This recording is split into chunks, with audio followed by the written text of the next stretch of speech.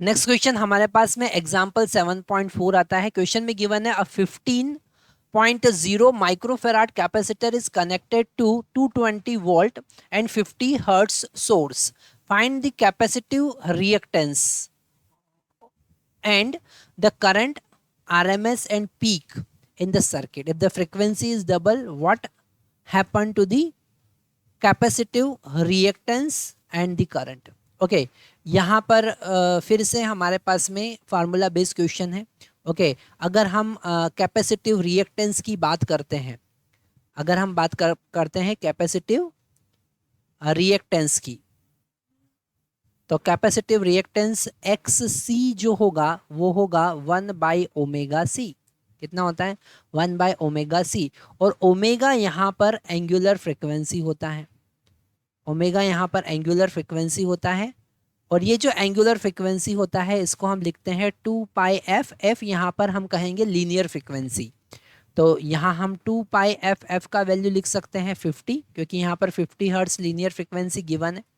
तो ओमेगा का वैल्यू हमारे पास में आ गया 100 पाई रेडियन पर सेकेंड, 100 पाई रेडियन पर सेकेंड।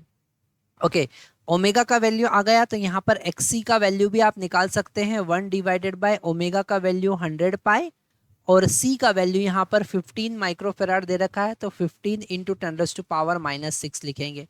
ये 10⁻⁻6 न्यूमरेटर में जब जाएगा तो +6 हो जाएगा, है ना। तो इसको हम लिख सकते हैं 100 into 10⁻⁴ divided by 100 pi into 15।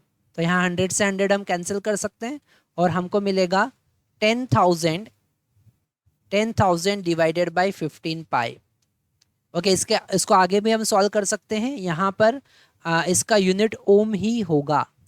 Okay इसे आगे सॉल्व करते हैं तो हमको क्या मिलता है एक बार हम देख लेते हैं। इसे कैलकुलेट करने के बाद हमको इसका वैल्यू मिल रहा है 212.3 ओम।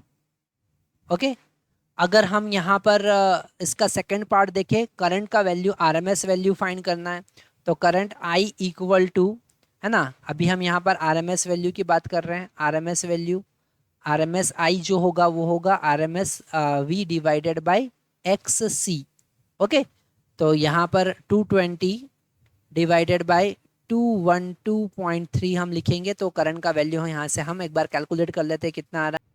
यहाँ पर करंट हमारे पास में आ रहा है 1.036। Okay 1.036 ampere. ओके ये आरएमएस वैल्यू है। और अगर हमको इसका पीक वैल्यू फाइंड करना है, अगर हमको पीक वैल्यू करंट का फाइंड करना है ना, तो इसको हम आई पी लिख देते हैं। और it is I R M S into √2 होता है। हमको √2 का यहाँ पर मल्टीप्लाई करना है। यहाँ पर हमने R M S value find किया था। ओके तो √2 का यहाँ पर मल्टीप्लाई करेंगे 1.036 इंटू √2 और इतना एम्पियर होगा। इसे आप आगे कैलकुलेट कर सकते हैं। ओके यहाँ पर क्लियरली समझ में आ रहा है कि अगर हम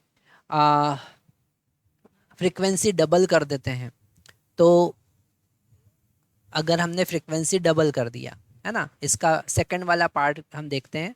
तो अगर एफ डैश जो है वो 2 टाइम्स एफ है, तो यहाँ पर ओमेगा डैश जो होगा वो 2 टाइम्स ओमेगा हो जाएगा, ओमेगा डबल हो जाएगा।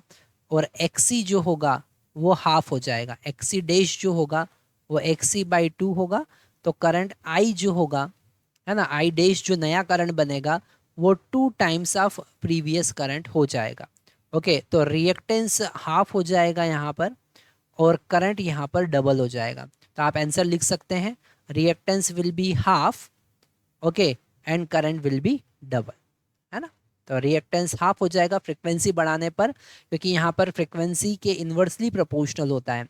Reactance is inversely proportional to the frequency in case of capacitive reactance. तो करंट यहाँ पर डबल हो जाएगा।